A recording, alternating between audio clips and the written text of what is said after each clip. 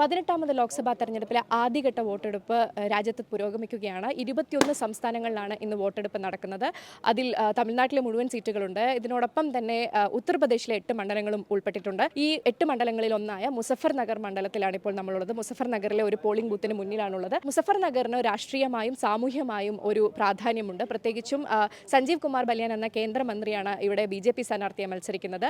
Samajwadi party India മുന്നണിയിൽ നിന്നും Samajwadi party സ്ഥാനാർത്ഥിയായ Harinder മാലിക്കാണ് മത്സരിക്കുന്നത്.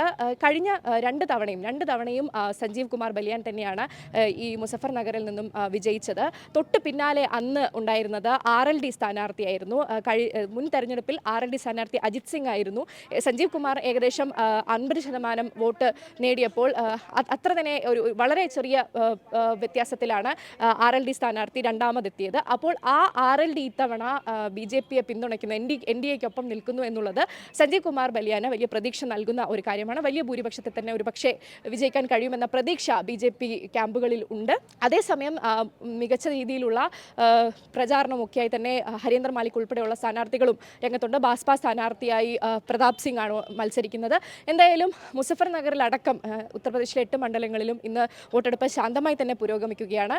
ഉത്തർപ്രദേശിൽ മാത്രമല്ല 21 സംസ്ഥാനങ്ങളിൽ ഇന്ന് ആദ്യഘട്ട വോട്ടെടുപ്പ് നടത്താനായി അല്ലെങ്കിൽ വോട്ട് രേഖപ്പെടുത്താനായി ജനങ്ങൾ പോളിംഗ് ബൂത്തിലേക്ക് എത്തുകയാണ്.